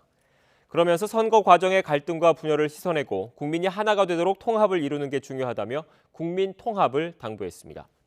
윤석열 당선인은 많이 가르쳐달라며 빠른 시일 안에 회동이 이루어지길 바란다고 답했습니다. 문 대통령은 이에 대해 정치적 입장, 정책이 달라도 정부는 연속되고 인수인계 사안도 있으니 조만간 직접 만나서 이야기 나누자고 말했습니다. 또 새 정부가 공백 없이 국정 운영을 할 수 있도록 지원하겠다고 약속했습니다. 조 바이든 미국 대통령은 현지 시간 9일 윤석열 대통령 당선인과 전화 통화를 하고 윤 당선인의 대선 승리를 축하했습니다. 백악관은 보도자료를 통해 이같이 밝히고 통화에서 두 사람은 인도 태평양의 평화와 안보, 번영의 핵심 축인 한미 동맹의 힘을 확인했다고 발표했습니다. 또 바이든 대통령과 윤 당선인이 북한의 핵과 미사일 프로그램이 제기한 위협에 대응하는 데 있어서 긴밀한 조율을 유지하기로 약속했다고 밝혔습니다. 윤석열 당선인은 당면한 코로나19 극복이나 부동산 대책은 물론 대통령실을 광화문으로 옮기겠다는 파격적인 공약도 내놨습니다. 여성가족부 폐지와 사드 추가 배치처럼 찬반이 뜨거웠던 내용도 10대 공약에 포함되어 있습니다. 황보혜경 기자가 윤 당선인의 공약을 정리했습니다. 윤석열 당선인은 무엇보다 코로나19 극복 방안으론 긴급구조 프로그램 가동을 내놨습니다. 대통령 직속으로 특별본부를 설치하고 사태가 종식된 뒤 2년까지 손실보상에 나서겠다는 겁니다. 부동산 가격 안정을 위해 5년 동안 주택 공급을 250만 호 이상 늘리고 규제 완화를 통해 민간주도 일자리를 늘린다는 계획도 포함되어 있습니다. 가장 차별적인 공약은 대통령실 이전입니다. 제왕적 대통령제를 청산하고 집무실을 광화문으로 옮긴다는 구상입니다. 청와대 부지는 임기 안에 다른 방식으로 활용하겠다는 계획입니다. 논란에 거듭했지만 여성가족부도 폐지될 가능성이 큽니다. 청년이 공감하는 공정한 사회를 만들겠다며 여성 우대가 아닌 가족을 강조하는 별도 부처 설립 계획을 밝혔습니다.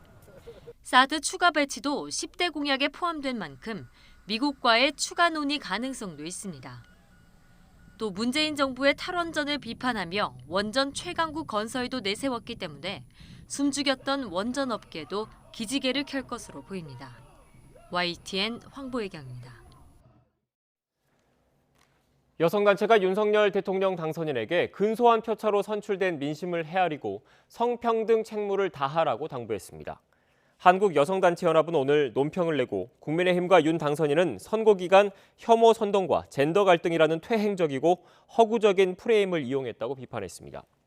이어 높은 정권 교체 여론에도 1%포인트도 안 되는 근소한 표차로 선출된 민심과 함께 2030 여성이 성평등 정책의 후퇴를 막기 위해서 선거 막판 결집한 의미를 깊이 새겨야 한다고 강조했습니다. 단체는 또 성폭력 처벌법 무고조항 신설과 여성가족부 폐지 공약은 구조적 차별에 대한 몰 이해에서 비롯됐다며 차별과 폭력을 강화하는 위험한 정책은 반드시 폐기돼야 한다고 덧붙였습니다. 윤석열 대통령 당선인은 오는 5월 10일 취임 전까지 서울 서초동 자택에 머무를 전망입니다. 국민의힘 이양수 선거대책본부 수석대변인은 당선인이 당분간 현재 자택에 머물 것이라고 밝혔습니다. 윤 당선인은 지난 2012년 김건희 여사와 결혼한 뒤 서초동 법원청사 근처 주상복합 아파트에 거주해 왔습니다. 주변에서 경호상 문제로 거처를 옮기는 방안을 건의했지만 당선인이 직접 자택에 남겠다는 뜻을 피력한 것으로 전해졌습니다. 인천 부평구에서 부정선거 의혹을 주장하면서 투표함 이송을 막은 시민들이 무더기로 경찰에 고발됐습니다. 인천시 선거관리위원회는 성명불상의 시민 여러 명을 공직선거법 위반과 공무집행 방해 혐의로 인천경찰청에 고발했습니다. 선관위 관계자는 당시 현장에 사람이 너무 많아서 경찰의 체증 영상 등을 토대로 수사 대상을 특정할 것으로 보인다고 밝혔습니다. 보수 성향 유튜브 채널 구독자와 일부 시민들은 어젯밤 9시쯤 인천 부평구 삼산체육관 개표소에서 신원 미상의 사람이 투표함을 들고 이동했다며 투표함 반입을 막은 혐의를 받고 있습니다. 더불어민주당 이재명 후보는 모든 것이 자신의 부족함 때문이라며 패배를 인정했습니다. 윤석열 당선인에겐 축하 인사와 함께 통합과 화합의 시대를 열어달라고 부탁했습니다. 함께 들어보겠습니다. 국민 여러분, 최선을 다했지만 기대에 부응하지 못했습니다. 모든 것은 다 저의 부족함 때문입니다. 여러분의 패배도 민주당의 패배도 아닙니다. 모든 책임은 오롯이 저에게 있습니다. 윤석열 후보님께 축하의 인사를 드립니다. 당선인께서 분열과 갈등을 넘어 통합과 화합의 시대를 열어주실 것을 간곡히 부탁드립니다. 더불어민주당은 오늘 오후 선거대책위원회 해단식을 열고 공식 해체를 선언합니다. 오늘 오후 2시 서울 여의도 민주당사에서 열리는 선대위 해단식에는 송영길 대표 등 당 지도부와 함께 역대 최소 표차로 낙선한 이재명 후보가 참석해 자신을 위해 함께 뛰어준 실무자와 당직자들을 격려할 예정입니다. 이재명 후보는 이 자리에서 다시 한번 대선 결과에 대한 소회와 차기 국정을 책임질 윤석열 당선인에게 당부의 말을 밝힐 것으로 보입니다. 오후 4시에는 최고위원회의를 열고 5년 만에 정권 교체와 여야 교대에 따른 당 수습 방안을 의논할 방침입니다. 민주당 관계자는 최고위 회의에서 당 지도부 총사퇴 결의와 비상대책위원회 체제로의 전환 등이 거론될 수 있다고 밝혔습니다. 다만 전국 단위 대선을 치른 직후라서 오늘 당장 의원총회를 소집해 향후 당 진로에 대한 의원들의 총의를 모으는 것은 쉽지 않다고 설명했습니다. 2% 초반대의 득표율에 그친 정의당 심상정 후보는 개표 4시간여 만에 당사를 찾았습니다. 심 후보는 투표 결과가 아쉽지만 겸허히 받아들이겠다며 지지자들에게 감사를 표했습니다. 직접 들어보시겠습니다. 저조한 성적표가 솔직히 아쉽습니다마는 저와 정의당에 대한 국민의 평가인 만큼 겸허히 받들겠습니다. 불평등과 기후위기 그리고 정치개혁과 다원적 민주주의를 의제로 이끌어냈고 성평등을 우리 사회의 보편적 가치로 또렷이 세워냈습니다. 그 가치를 바탕으로 정의당 다시 뛰겠습니다. 비호감 선거로 격화된 진영 대결 가운데서도 소신 투표해 주신 지지자 여러분의 그 깊은 뜻을 가슴에 새길 것입니다. 헌정사상 최소 득표율 차이로 대통령 당선인이 결정됐습니다. 불과 0.73%포인트 차이로 1, 2위 후보 표차보다 무효표가 더 많았습니다. 초박빙이었던 이번 선거와 역대 대선 결과를 권남기 기자가 정리했습니다. 24만 7,077표, 득표율은 겨우 0.73%포인트 차이였습니다. 헌정사상 최소 득표율 차이로 승패가 갈렸습니다. 아주 열정적인 그런 레이스였던 것 같습니다.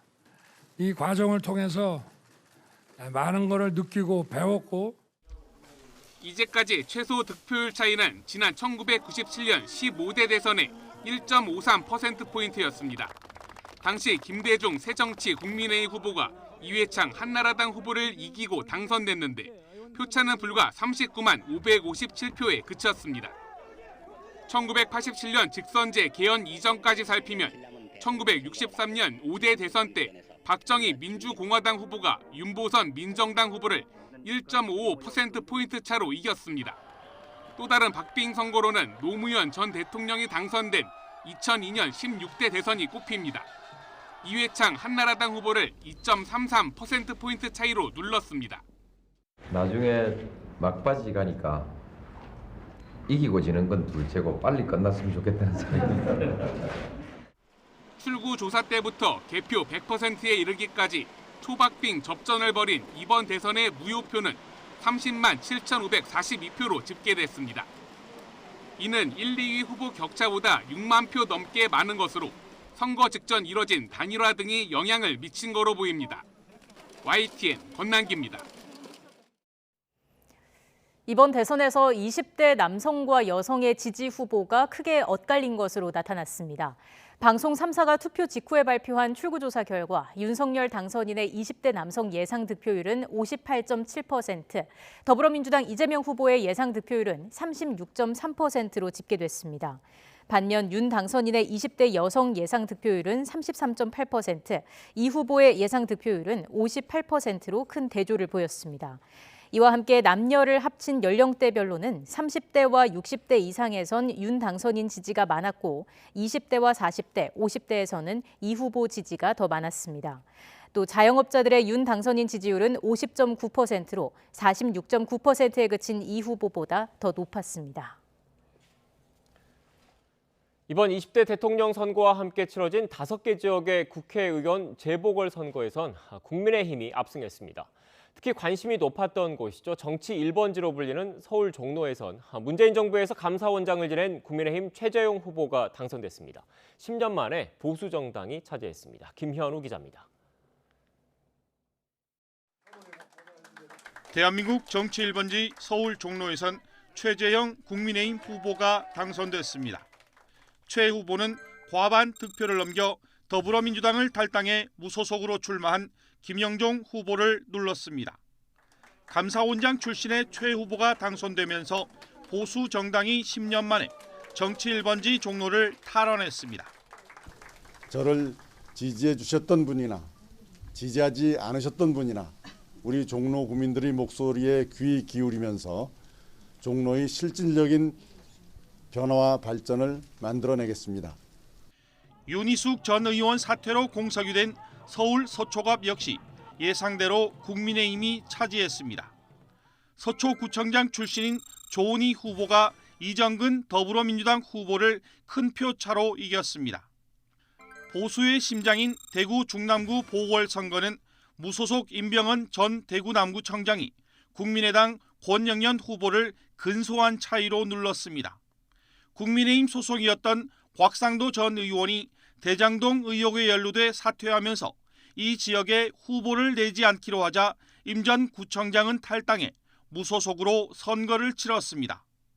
충북 청주 상당 지역은 국민의힘 정우택 의원이 56.9%의 득표율로 당선됐고 새로운 정부가 들어서서 제대로 기능을 할 수 있도록 최다선 의원으로서 의회에서 제 역할을 다하도록 하겠습니다. 경기 안성 역시 이 지역에서 내리 3선을 한 국민의힘 김학용 후보가 거머쥐었습니다. 대통령 선거와 함께 치러진 국회의원 재보궐선거 5곳 가운데 4곳을 국민의힘이 싹쓸이하면서 원내 의석수가 110석으로 늘어나게 됐습니다. YTN 김현우입니다. 경제계는 윤석열 제20대 대통령 당선인에게 코로나19 사태에 따른 경제 위기를 극복하고 기업이 경영하기 좋은 환경을 만들어달라고 당부했습니다. 전국경제연합회와 대한상공회의소, 한국경영자총협회 등 주요 경제 5단체는 논평을 통해서 이같이 밝혔습니다. 그러면서 우리 경제가 처한 위기를 극복하고 재도약하기 위해선 민간 주도 성장을 통해서 잠재 성장률을 높이고 규제 개혁과 노동 개혁, 교육 개혁 등을 추진해야 한다고 강조했습니다. 아울러 경제계도 적극적인 투자와 일자리 창출 등 기업 본연의 역할에 매진하겠다고 다짐했습니다. 민주노총 공공운수노조는 오늘 서울 여의도 국민의힘 당사 앞에서 기자회견을 열고 윤석열 대통령 당선인에게 비정규직 문제 해결을 촉구했습니다. 노조는 윤 당선인과 국민의힘에 대통령 직속 비정규직 권리보장위원회를 설치해달라고 당부하면서 그동안의 노동 혐오 기조를 버리지 않는다면 거대한 투쟁에 직면할 것이라고 강조했습니다. 이어 오는 19일부터 윤 당선인의 대통령 임기가 시작되기 직전인 5월 7일까지 매주 토요일 전태일다리에서 출발해 종묘공원, 광화문을 거쳐서 대통령직 인사위원회로 행진하겠다고 예고했습니다. 낮이 되니 기온이 빠르게 오르면서 4월 상순에 해당하는 포근한 봄 날씨가 이어지고 있습니다. 다만 보시는 것처럼 하늘이 뿌옇고 시야가 답답한데요. 전국 곳곳에서 호흡기에 안 좋은 초미세먼지가 짙게 나타나고 있기 때문입니다. 또 건조한 날씨 속에 산불이 계속되고 있는 동해안을 중심으로는 강풍도 불고 있으니까요. 화재 예방에 각별히 신경 써주시기 바랍니다. 오늘 전국 하늘에 구름만 간간히 지나겠습니다. 다만 대기 정체로 인해 공기가 탁한 지역이 많겠는데요. 현재 경기 남부와 인천, 충남 북부에는 초미세먼지 주의보가 내려져 있습니다. 오늘 중서부와 전북, 영남 지역은 종일 대기질이 나쁨 수준을 유지하겠고 내일은 대기질이 더 악화할 것으로 보여 수도권에는 고농도 미세먼지 예비 저감 조치도 발령됐습니다. 앞으로 발표되는 최신 미세먼지 정보를 잘 확인해 주시기 바랍니다. 오늘 낮 기온은 서울 16도, 대전 18도, 광주는 20도까지 크게 오르겠습니다. 큰 일교차에 유의하시기 바랍니다. 다가오는 휴일에는 대기의 건조함을 달래줄 단비가 내릴 전망입니다. 동해안을 중심으로는 계속해서 건조특보가 발효 중입니다. 특히 오늘은 초속 15m 안팎의 강풍도 불고 있으니까요. 산불 등 화재 발생하지 않도록 각별히 유의하시기 바랍니다. 지금까지 YTN 원희다입니다. 우크라이나의 체르노빌 폐원전에 이어서 러시아군이 장악한 유럽 최대 원전인 자포리자 원전에서도 핵물질 상태를 점검하는 원격 모니터링 시스템 통신이 두절됐다고 국제원자력기구 IAEA가 밝혔습니다. 라파엘 그로시 IAEA 사무총장은 러시아군이 점령한 원전 두 곳에서 IAEA 본부로 전송하는 핵물질 관련 데이터가 갑자기 차단된 것을 우려한다며 두 곳에는 많은 양의 핵물질이 사용 후 핵연료나 신규 핵연료 형태로 존재하고 있다고 밝혔습니다. 우크라이나 원전 안전에 대한 우려가 커지자 그로시 사무총장은 핵시설 안전을 논의하기 위한 3자 회담을 요청했고 오늘 터키 안탈리아에서 우크라이나와 러시아 외무장관을 만날 예정입니다. 미국 의회가 러시아 침공을 받은 우크라이나에 백악관이 요구했던 64억 달러의 2배가 넘는 136억 달러, 16조 7천억 원을 지원하기로 합의했습니다. 민주공화 양당 하원 지도부는 인도적 지원뿐만 아니라 무기 지원이 필요하다는 데 공감을 이루고 군사적 지원에 65억 달러, 피난민들에 대한 식량과 보건 서비스 등 인도적, 경제적 지원에 67억 달러를 투입하기로 최종 합의했습니다.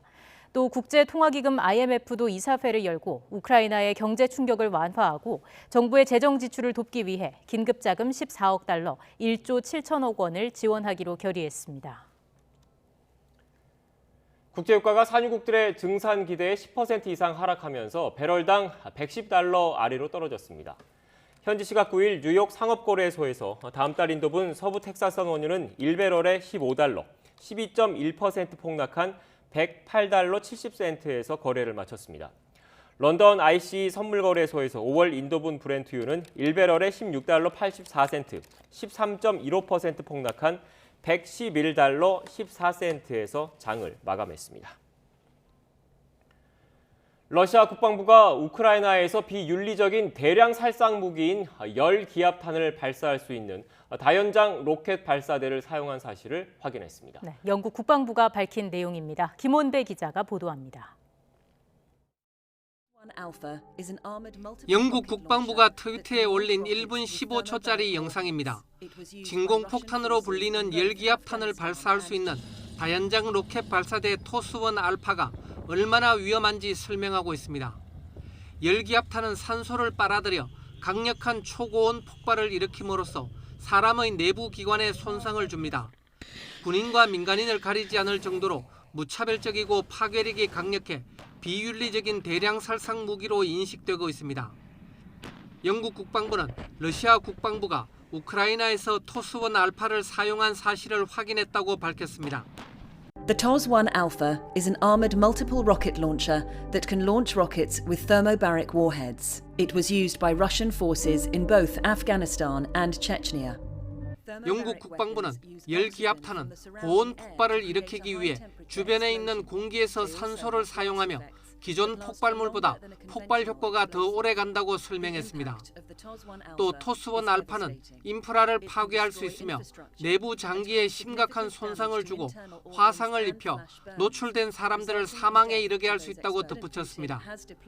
이어 열기압탄 사용은 불법은 아니지만 무력 분쟁에 관한 법의 엄격한 통제를 받는다고 전했습니다. 예를 들어 민간인을 위험에 빠뜨릴 수 있거나 민간인이 입을 피해가 군사적 이익보다 과도하게 크거나 불필요한 고통을 초래해서는 안 된다고 지적했습니다. 그러면서 블라디미르 푸틴 러시아 대통령이 민간인을 상대로 토스-1 알파 시스템을 의도적으로 사용한다면 그것은 불법이라고 덧붙였습니다. YTN 김원배입니다. 러시아의 우크라이나 침공 이후 피난민이 200만 명을 넘어섰고 그 절반 이상이 이웃 국가인 폴란드로 유입됐다는 게 UN 난민기구의 집계입니다. 그러다 보니 폴란드 국경 도시의 난민 수용 행정력에도 조금씩 한계가 드러난다고 합니다. 지원과 대책이 절실한 상황입니다. 폴란드 현지에서 양동훈 특파원이 보도합니다. 폴란드 프셰미실에 있는 병원입니다. 이 병원에는 우크라이나 피난민 50여 명이 치료를 받고 있습니다. W tej chwili mamy 51 osób hospitalizowanych, 35 dorosłych i 16 dzieci. 피난민들이 주로 겪는 질환은 장기간 추위에 떨며 폴란드로 넘어오느라 생긴 일시적 질병인 경우가 많습니다. 하지만 장기적인 치료를 필요로 하는 중증 질환으로 입원하기도 합니다. Zazwyczaj dzieci przyjeżdżają do nas odwodnione, zmęczone, wychłodzone. Także tutaj są przede wszystkim takie dzieci. Trafiają również dzieci z chorobami. 우크라이나 폴란드 국경 지역에 있는 프셰미실은 인구 6만 명의 소도시입니다. 피난민들은 프셰미실 사람들의 헌신적 도움에 감사하고 고향으로 돌아갈 희망을 품어봅니다. If I need something, I talk Polish person, and they help me. I think that I love Poland. I like Polish person. Then maybe will be better, and my family can come back in this country for living with my daddy. 하지만 이런 헌신적 도움에도 밀려드는 피난민들을 감당하기에 힘에 부치는 측면이 있는 것도 사실입니다. 이곳은 프셰미실에 있는 난민 캠프 야외 화장실입니다. 자원봉사자들이 매일 여러 차례 청소를 하고 있지만 보시는 것처럼 이용하기 어려울 정도로 위생관리에 한계가 있는 상황입니다. 폴란드 정부는 피난민들의 의료비를 지원할 예정이지만 아직 구체적 준비가 되지는 않은 거로 전해졌습니다. 앞으로는 장기적 보건 대책과 함께 폴란드인들과 난민 간 상생을 위한 대책 마련도 필요하다는 지적입니다. 폴란드 프셰미실에서 YTN 양동훈입니다. YTN 대선 특별방송은 잠시 뒤에 계속됩니다. 시청해주신 여러분 고맙습니다.